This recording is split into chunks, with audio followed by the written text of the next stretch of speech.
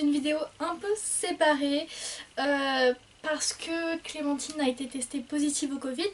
Donc on n'a pas pu filmer ensemble, logique parce qu'on vit pas ensemble, du coup fallait pas qu'elle me le donne.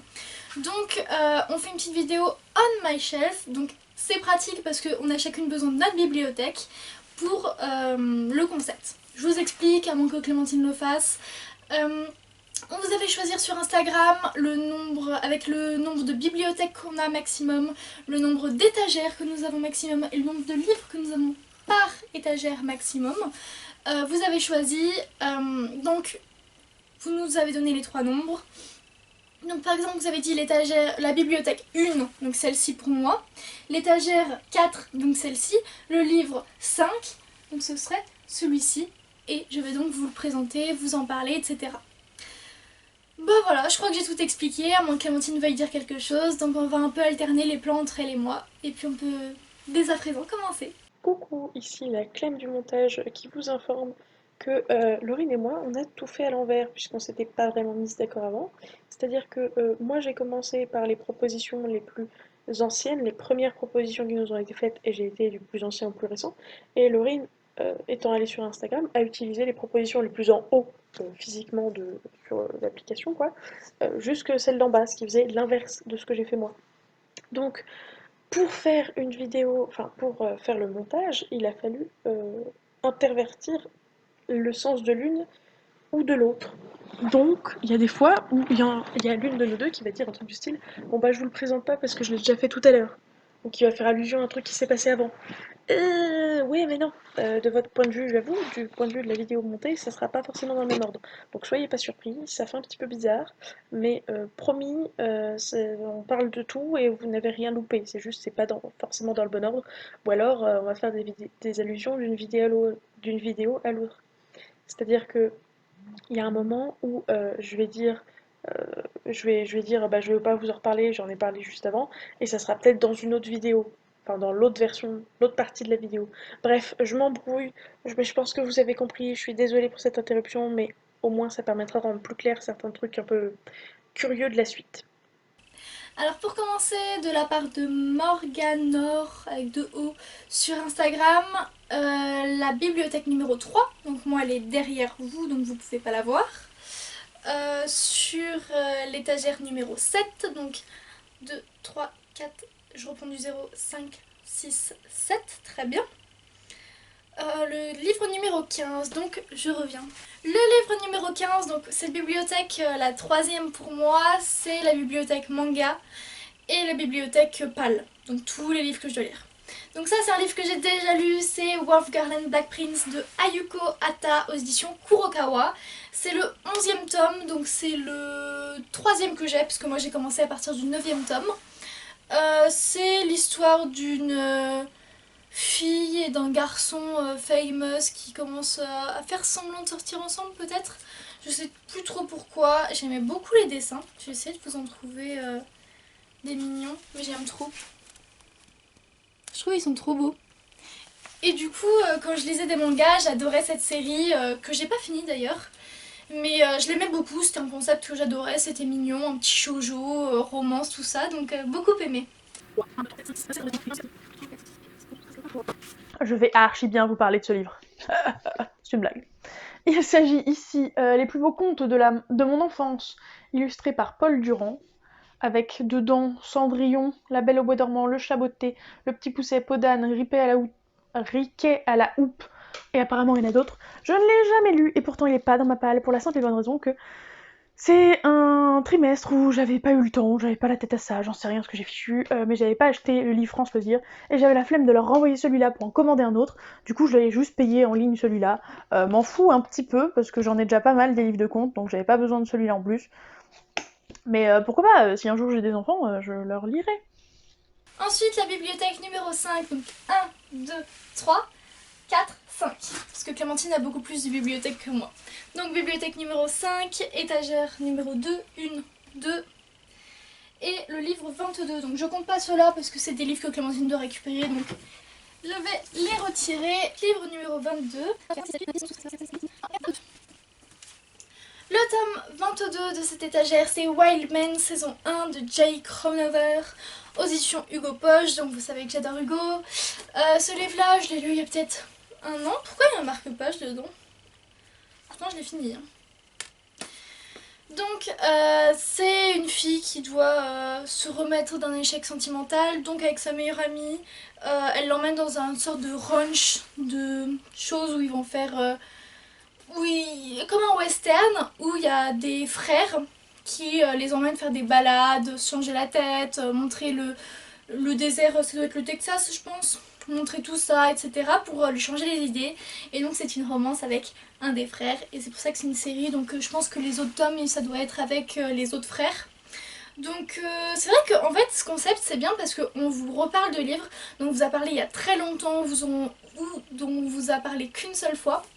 Donc c'est pas mal parce que ce livre c'était pas mal, c'était pas une de mes meilleures romances, mais c'était pas mal, ça change, j'aime bien voir de temps en temps le désert, mais c'est vrai que les chevaux, le western, tout ça, c'est assez éloigné de ma vie ou de ce que j'aime en général, mais c'était vachement pas mal.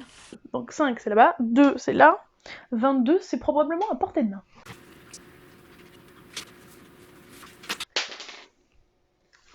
Et ben voilà, je vous présentais tout à l'heure un tome, enfin c'est pas un tome, un bonus de l'Atelier des Sorciers. Voici le tome 3 dans la version collector de l'Atelier des Sorciers.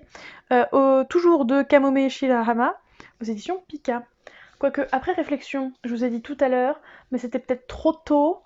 Peut-être que du coup c'était dans la vidéo de la fois précédente, parce que, petit aparté, Laurine et moi voulions faire une vidéo, sauf que vous nous avez proposé tellement de trucs, on n'aurait pas dû dire plusieurs propositions par personne, on aurait dû dire une proposition par personne. Bref, vous avez proposé tellement de trucs qu'on est obligé d'en faire 2 vidéos différentes. Voilà. Bref, donc dans la vidéo d'avant, vous avez vu un autre truc de Kamome Shirahama, et là donc c'est juste le tome 3 en édition collector. L'Atelier des Sorciers, c'est trop bien. Je vous ai pas fait le pitch tout à l'heure, enfin, dans l'autre vidéo du coup, mais il s'agit d'une jeune fille qui va en fait découvrir que la magie c'est pas dans le sang qu'elle coule et que c'est pas inné ou je sais pas quoi, mais qu'en fait ça s'apprend tout simplement, et du coup comme elle a appris ça, et bah le magicien qu'elle a vu va être obligé de lui apprendre la magie parce qu'elle doit pas révéler ce secret, etc., etc.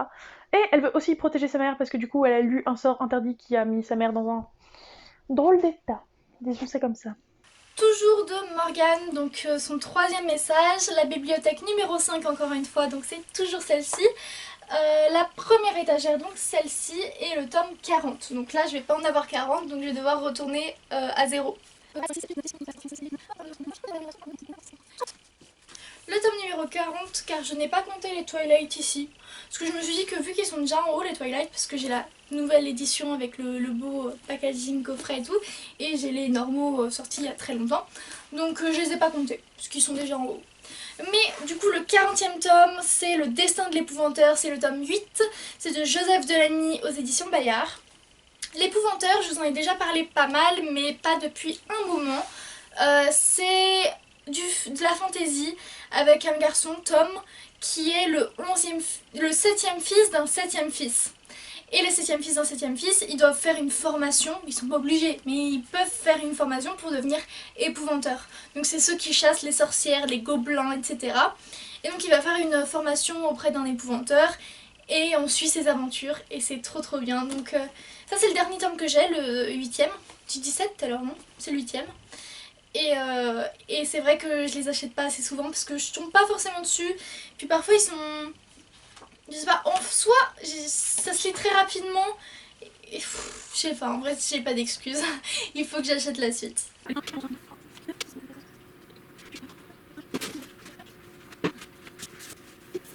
Eh bien, à nouveau, tada Freakspiel, donc tout à l'heure je vous parlais de Funérailles, donc un spin-off, et c'est justement un spin-off avec le personnage masculin qu'on voit sur cette couverture, qui raconte l'histoire à la personnage féminine sur cette couverture.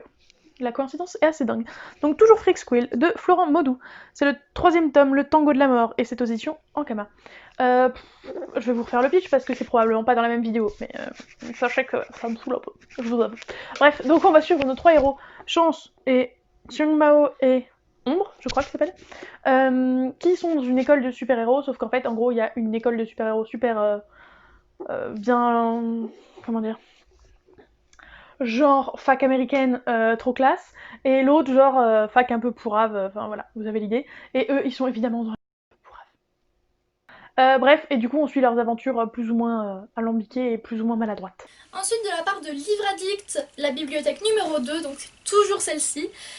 Sixième étagère, donc 1, 2, 3, 4, 5 et 6. Donc on se retrouve avec cette étagère. Et le livre numéro 11. J'ai mis 1, 3, 2 dans la bibliothèque, donc ça va pas le faire. Donc le numéro 3, oula. Ah oui, j'avais oublié qu'il était très abîmé, il avait pris l'eau celui-là. Donc c'est Insaisissable, le tome 3, Ne m'abandonne pas, de Tahir et ma fille, aux éditions Michel Lafonpoche. Vous savez, la saga Insaisissable, je vous en ai quand même assez parlé. C'est une de mes sagas préférées, même si elle est plutôt adolescence et pas très adulte. C'est vrai que voilà. Mais on est dans un monde, je dirais dystopique, mais je suis pas certaine. Peut-être quand même de la fantaisie. Donc c'est une fille que quand on la touche ou quand elle touche quelqu'un, la personne souffre énormément en fait. Et du coup, elle veut toucher personne, elle est dans une sorte d'asile psychiatrique, et jusqu'au jour où on la fait sortir, et qu'on veut l'utiliser comme arme. Donc on suit cette fille et toutes ses épopées, et c'est vraiment une série que j'aime trop. En plus la romance, elle est mais trop mignonne. Les personnages, le meilleur ami, tout ça, mais vraiment super adorable. Donc c'est vraiment une saga que j'ai relue et relue et re-relue. Donc il y a 3 tomes. Puis il y a une sorte de suite avec le tome 4, 5 et le 6 qui va sortir je crois. Mais j'ai l'impression que c'est comme The Mortal Instrument, vous savez, il y a les 3 et après il y a 4, 5, 6. C'était pas censé être là, comme pour la sélection pareil, c'était pas censé être là. Donc pour moi c'est la vraie trilogie et après il y a les suivants. La preuve, j'ai même pas encore acheté le tome 5 alors qu'il est sorti depuis plus d'1 an, alors que je suis une fan, mais je sais pas, pour moi c'est comme si c'était de la fanfiction en fait, et que c'était pas vraiment écrit par l'auteur. Donc je vous conseille la première trilogie si vous n'avez pas peur de retourner un peu dans les choses adolescents. Il s'agit de À un cheveu de Lise Sivan aux éditions Castelmore, où on va suivre un jeune homme du doux prénom de Matteo, qui est un peu la risée de son lycée, ou en tout cas beaucoup se foutent de sa tronche, parce qu'il perd ses cheveux et qu'il est pas loin d'être chauve alors qu'il a 17 ans. Et du coup, un jour, sa cousine va lui dire mais t'as qu'à te faire mettre un toupet, une perruque, enfin voilà. Et il ose pas la porter au lycée parce que bah, tout le monde saurait que c'est une perruque, donc il veut pas. Par contre, il commence à la porter les week-ends et il va tomber, enfin une jeune fille va commencer à s'intéresser à lui. Une jeune fille assez populaire de mémoire, je crois, au lycée, qui se serait jamais intéressée à lui s'il avait ses cheveux. Du coup, il va commencer à mener une double vie entre ses cheveux, pas ses cheveux. Il y a aussi une histoire de geek, il y a un côté très geek, très mes copains en ligne et tout, je fais des trucs en ligne avec mes potes et tout. C'était très chouette, ça m'avait beaucoup plu, et je crois pas que ça avait été un coup de cœur, mais c'est une très bonne lecture de mémoire, même si j'avoue que je me rappelle pas des tenants et des aboutissants de l'intégralité du bouquin. Ensuite, toujours de Livre Addict, nous avons la 4e bibliothèque, donc c'est celle-ci parce que c'est la première, donc on retourne à 0, donc 4. 3e étagère, donc 1, 2, 3. Et le 49e livre.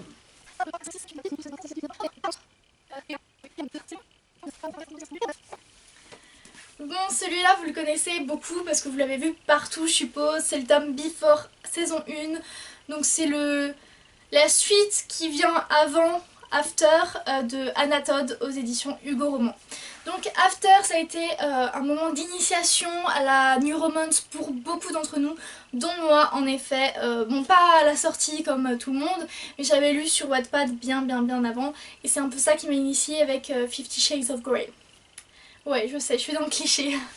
Donc, Before, c'est un peu du point de vue d'Ardine, etc. Donc ça se lit quand même après After, sinon ça spoil, mais ça s'appelle Before. Voilà, donc il y a 2 tomes. After, c'est une romance, je t'aime, je te fuis, suis-moi, je nanana, enfin vous connaissez la chanson. Suis-moi, je te fuis, fuis-moi, je te suis. Suis-moi, je te fuis, fuis-moi, je te suis, si c'est ça. J'ai eu un doute en mode, c'est ça? Non mais si c'est ça. Et donc c'est une saga très importante pour moi. Pas la meilleure maintenant parce que j'ai grandi, mais avec des personnages vraiment prenants quand même. J'ai pas envie de vous en dire plus parce que je me doute que vous connaissez After quand même.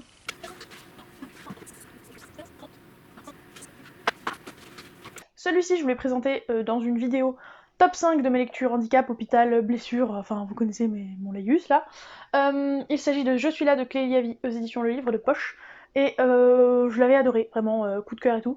Mais maintenant, avec le recul, je le trouve très creep. Alors peut-être qu'il a été assez bien écrit pour que sur le moment ça fasse pas creep, mais je vous avoue que maintenant avec le recul je trouve ça très creep.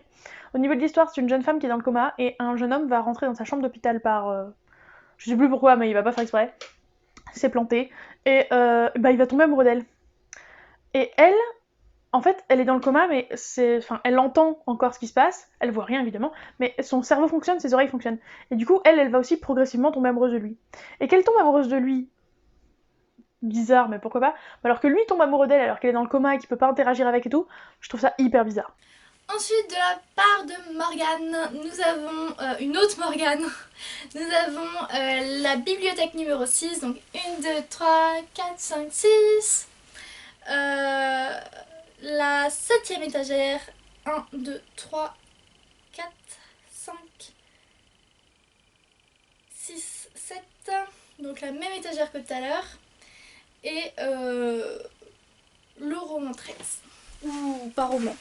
On se retrouve donc avec Wolfgang and Black Prince, tome 9, donc je vais pas vous en reparler, parce que je vous en ai déjà parlé tout à l'heure, donc ça sert un petit peu à rien. Ce qui, au final, nous arrangeait le moins pour le tournage de vidéo, c'était si vous désigniez la bibliothèque 6, mais on n'allait évidemment pas vous le dire, parce qu'en fait, ça correspond à ma bibliothèque chez mes parents, dans laquelle il y a toujours des bouquins, c'est pour ça que je l'ai proposé, mais clairement, c'était compliqué, puisque Laurie n'allait pas vous présenter les livres en question, elle les connaît pas. Du coup, Laurie m'a envoyé une photo de la dite bibliothèque, et heureusement il n'y a qu'une personne qui a choisi cette bibliothèque, comme ça nous évitera de maintes et maintes galères. Donc la personne en question c'est Morgane, salut Morgane, qui nous a proposé 6, 7 et 13, donc 6 c'est la bibliothèque dont je vous parlais, 7, attendez je cherche dans la photo du coup, 1, 2, 3, 4, il n'y a que 4 étagères dessus sur lesquelles il y a des livres, d'autres trucs, enfin le reste c'est du bordel concrètement, donc 4, c'est bon, 5, 6, 7, donc c'est la troisième en partant du bas au final. Et ensuite, j'avais dit... Ah, oh, ça va, je peux le présenter facile celui-là, je le connais, je vous aurais mis donc une magnifique illustration ici. Il s'agit du tome 2 de Miss Peregrine et les enfants particuliers. J'ai pas le nom, faut pas trop m'en demander, et ça se voit pas sur le dos parce qu'il y a une déco devant. Miss Peregrine et les enfants particuliers. Ouais, bof. C'était sympa, ça fait un bouquin pas possible quand c'est sorti. Ça m'avait bien plu au point que je finisse la trilogie, Laurine pas. Je crois qu'elle avait commencé, mais elle a jamais fini. C'était sympa, sans plus. J'ai jamais lu les tomes 4 et 5 qui sont sortis il y a pas longtemps, parce que je suis en mode si c'est censé être fini, bah moi je m'arrête là, sachant que ça m'a pas plu de ouf, sinon évidemment j'aurais continué. J'ai lu les contes particuliers. Est-ce que je vous ai dit le pitch? Non, évidemment. Le pitch, c'est un jeune homme qui a toujours entendu quand il était gamin les histoires de son grand-père qui racontait des trucs un peu farfelus avec genre des enfants qui flottent, enfin des enfants avec des pouvoirs quoi, ou des capacités un peu particulières. Et quand il a grandi, à force de se faire moquer des autres, je crois, il était en mode non mais le papy il a fumé.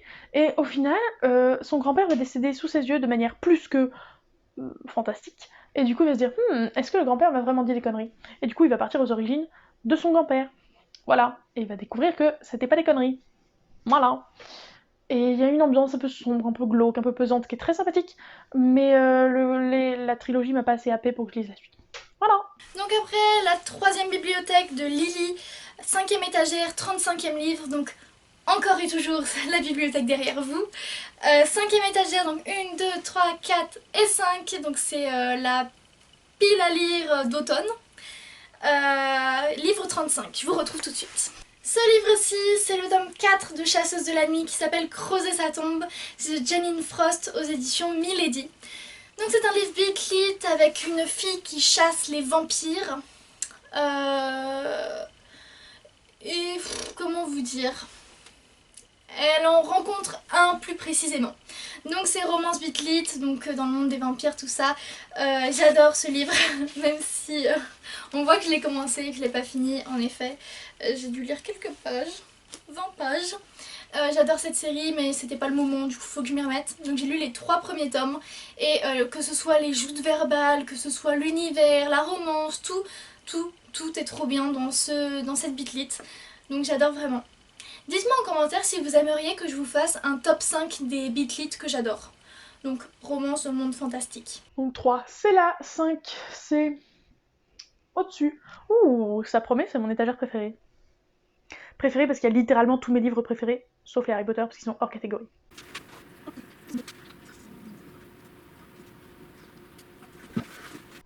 Et après Mallory Blackman, je vous présente Mallory Blackman.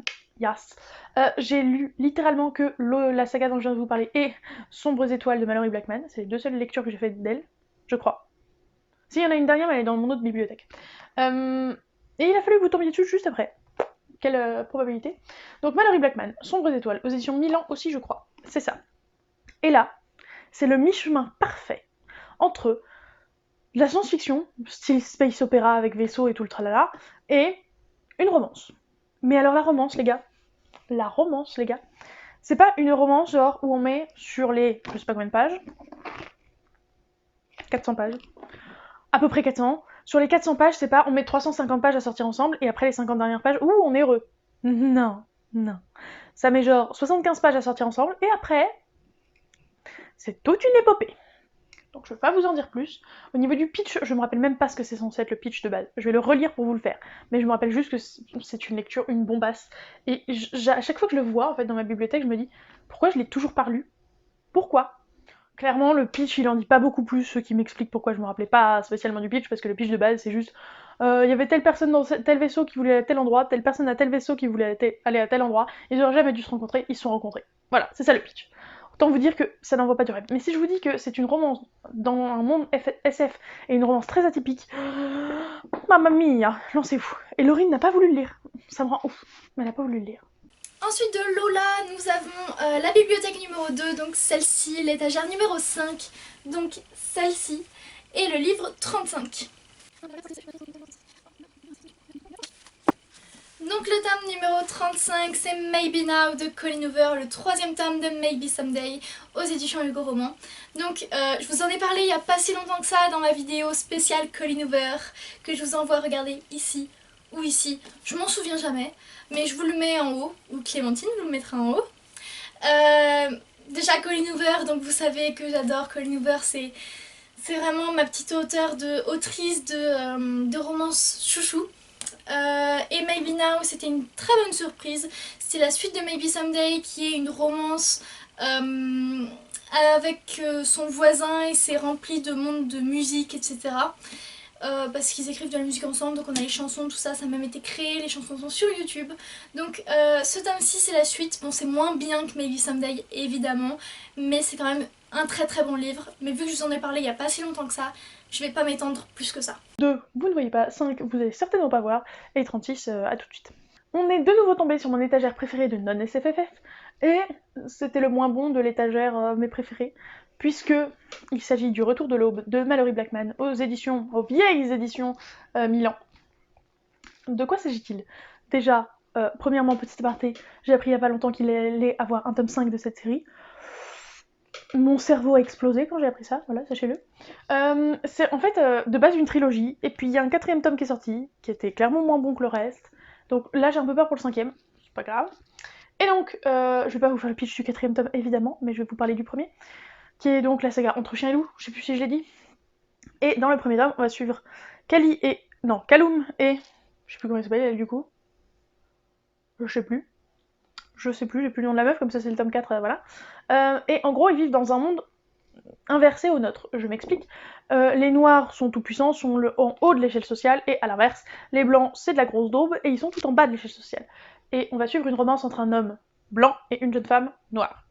Voilà. Ça c'est le pitch du premier tome. Cette série est extraordinaire. Le tome 4, voilà, il est très bof.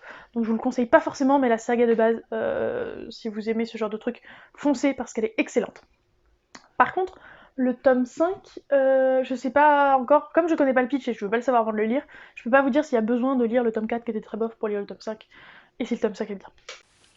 Ensuite, toujours de Lola, nous avons la bibliothèque numéro 3, donc toujours derrière vous, l'étagère numéro 6, celle-là on l'a pas eu pour le moment, donc 1, 2, 3, 4, 5, 6, et le livre numéro 49. Le livre numéro 49, c'est Détective Conan de... c'est vrai? De qui? De Gosho Aoyama aux éditions Kana. Donc, Détective Conan, là c'est le livre numéro 59. C'est un célèbre détective, on va dire, adolescent, qui a 17 ans, qui suivait des méchants et qui lui font prendre un poison qui le fait rétrécir et revenir à l'âge de ses 6 ans. Donc il est totalement perturbé et il va vivre chez sa meilleure amie Ran. parce que son père est détective en fait. Donc il va vivre chez eux pour essayer de retrouver la trace de ces méchants et retrouver sa taille normale.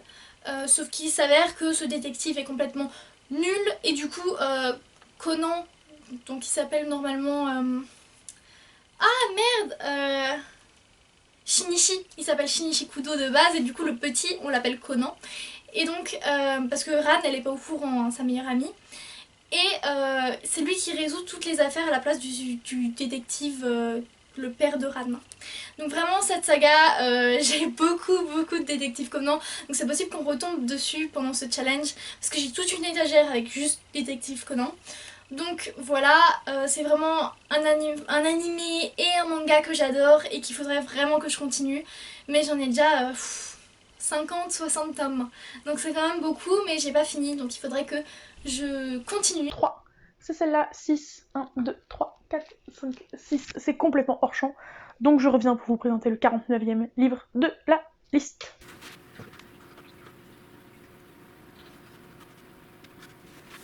Non, je n'ai pas de livre en main. Et vous vous dites, mais pourquoi t'es censé nous sortir un livre? Eh ben, je me suis dit pile poil en voyant la rangée, j'ai pas envie de sortir ces 3 livres-là, là j'ai la flemme, j'espère que ça tombera pas dessus, nanana. Évidemment, c'est tombé dessus. Donc je me suis contentée de vous mettre une petite image parce que la flemme. Il s'agit de tome 1 de Slammed de Colleen Hoover, donc c'est indécent, aux éditions France Loisirs, dans l'image que je vous ai probablement mis, mais elle n'existe pas qu'aux éditions France Loisirs, juste vous aurez une autre couve. Bref, c'est l'histoire d'une jeune fille qui a perdu son papa et qui à cause de ça va déménager, va tomber amoureuse du voisin d'en face qui est fort charmant et séduisant, qui a lui aussi un petit frère, les petits frères s'entendent très bien, du coup ça les rapproche, etc. Ils vont sortir ensemble, ça va être un petit peu le coup de foudre, sauf qu'elle va découvrir le lendemain matin en allant au lycée que c'est son prof. Youpi.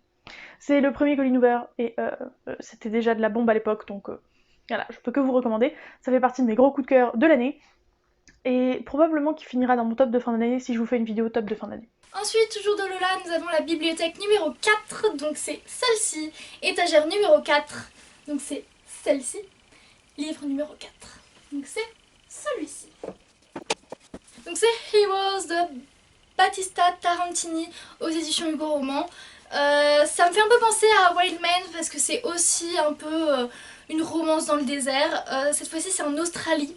Et donc c'est une fille qui avait besoin de s'échapper de chez elle, je sais plus trop pourquoi, mais elle avait besoin de s'échapper elle aussi. Et donc elle se retrouve à aller chez sa tante et elle a des problèmes etc. avec sa voiture, elle rencontre le garagiste et une petite romance avec le garagiste. Donc c'est exactement le genre de livre que j'adore parce que c'est exactement le genre de film que je suis. Avec, vous savez, si c'était Noël, ce serait un peu celui avec la magie de Noël, etc. Là c'est pas la magie de Noël parce qu'il fait très chaud en Australie, mais... on se retrouve chez la tante avec la ville qu'elle découvre, avec les personnages super accueillants, sympas, etc. Et c'est vraiment quelque chose que j'adore, donc très bon livre, mais dont j'ai dû vous parler une fois, au grand max 2 fois. Ensuite, on poursuit cette série de je veux 3 fois le même chiffre et elle dit 4, donc je vais me retourner, hein, vous connaissez la rengaine.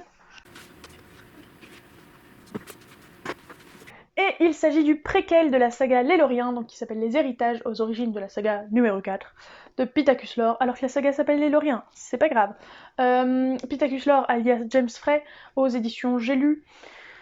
Le pitch de base de numéro 4, c'est que en gros parmi nous sur Terre, il y a quelques extraterrestres qui se cachent parce que les vilains méchants mogadoriens veulent exterminer toute la race des Loriens et du coup il reste quelques Loriens qui se cachent sur la planète. Voilà. Sauf que les 10 Loriens qui restent, non les 9, 10, je sais plus, 9 Loriens qui ont atterri sur Terre doivent être tués dans l'ordre, sinon ils ne mourront pas. Enfin, genre, ils peuvent être transpercés par les lames et tout, ils ne mourront pas. Bref, et donc je suis numéro 4, qui sait que le numéro 3 vient d'être tué. Génial. Bref, donc là c'est les héritages, où on va suivre le point de vue de, je sais plus lesquels, 6, 9 et Adam. Je vous dis pas qui c'est pour pas spoiler si vous les connaissez pas, dans leur passé avant le début de la saga, puisque c'est un préquel. Je pense que ça a dû être sympa, mais je n'en ai aucun souvenir. Donc bon, moi je vous conseille la saga Les Loriens, après le préquel, je m'en rappelle plus. On continue avec la bibliothèque numéro 4, toujours celle-ci, l'étagère numéro 5, donc celle-ci, et le livre numéro 10. Encore un livre que je vous ai présenté il n'y a pas si longtemps que ça, parce qu'il s'agit de November 9 de Colleen Hoover aux éditions Hugo Roman. C'est l'histoire d'une fille qui a tout perdu un jour de 9 novembre et quelques années plus tard, ce jour de 9 novembre, elle rencontre un garçon. Sauf qu'elle veut pas sortir avec lui parce que sa mère lui avait dit pas avant l'âge de 24 ans on va dire, je sais plus c'était quoi précisément. Je veux pas que tu sortes avec un garçon parce que t'es trop jeune, il faut vivre, etc. Donc il décide avec ce garçon de se voir tous les 9 novembre. Romance incroyable qui se lit très très rapidement mais qui est absolument géniale. La dernière fois que je l'ai lu, parce que je l'ai lu plusieurs fois, je l'ai lu en lecture commune avec Solène, donc vous parle assez souvent, qui met des commentaires sur absolument toutes nos vidéos. Donc romance incroyable, ce qui se lit très très vite, très prenante, très incroyable. Ensuite, Lola nous a fait 4 propositions. La première, c'est 4, 5 et 10. Donc 4, c'est de nouveau derrière moi. 5, ça doit être en l'air. Et puis 10...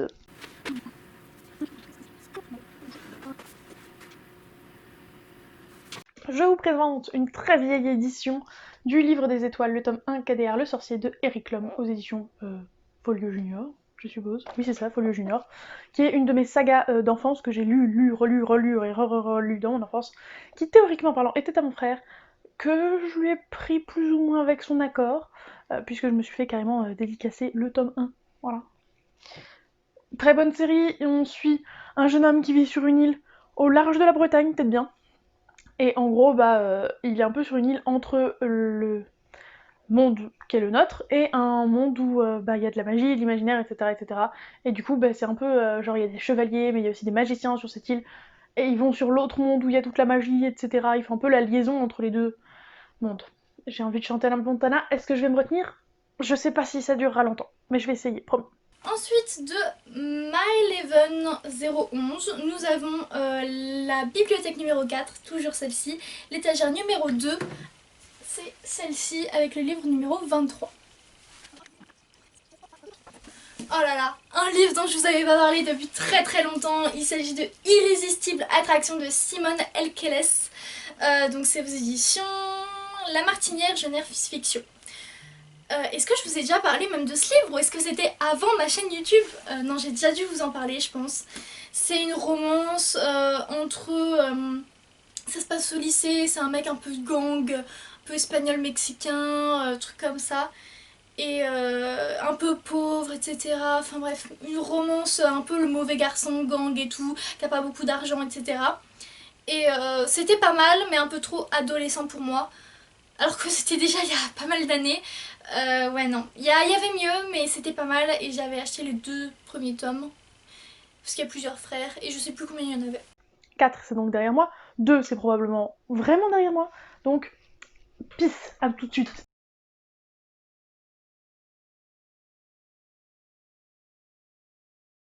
Mais c'est que vous êtes des petits farceurs, dis donc. J'ai un seul tome du Pays des Contes en poche parce que c'est ma cousine qui me l'avait offert et quand je l'avais mis sur ma liste d'anniversaire, j'avais pas été précise et j'aurais dû dire que je le voulais en grand format, mais je ne l'ai pas dit, du coup elle me l'a offert en poche. Du coup, c'est le tome 3 du Pays des Contes, c'est-à-dire L'éveil du dragon de Chris Colfer aux éditions Michel Lafon, poche. Je peux pas vous en dire beaucoup plus que ce que j'avais dit pour le tome 2 tout à l'heure. Juste sachez que il m'a plus plu que le tome 2. Et forcément, parce que le tome 2, je lui dis, c'est celui que j'aime le moins. Il est bien, mais clairement la suite est mieux. Voilà. Les tomes 4, 5, 6 sont extraordinairement géniaux. Et voilà, c'en est tout pour cette vidéo. J'espère qu'elle vous aura plu, que le concept vous aura plu. Là, du coup, vous aurez évidemment 2 versions de cette vidéo. Enfin, pas 2 versions, mais genre 2 morceaux de cette vidéo. Si ça vous a tellement plu que vous voulez refaire ça, eh bien pourquoi pas, on le refera, mais clairement pas tout de suite. Et surtout, on vous limitera à chacun une proposition pour pas tourner 2, 3, 12 vidéos à la fois, parce que, where is the intérêt, suis-je tentée de vous dire. Donc voilà, j'espère que ça vous aura plu. N'hésitez pas à mettre un petit pouce en l'air et un commentaire. Je vous souhaite d'excellentes lectures, je vous fais de gros bisous et je vous dis à la prochaine. Ciao!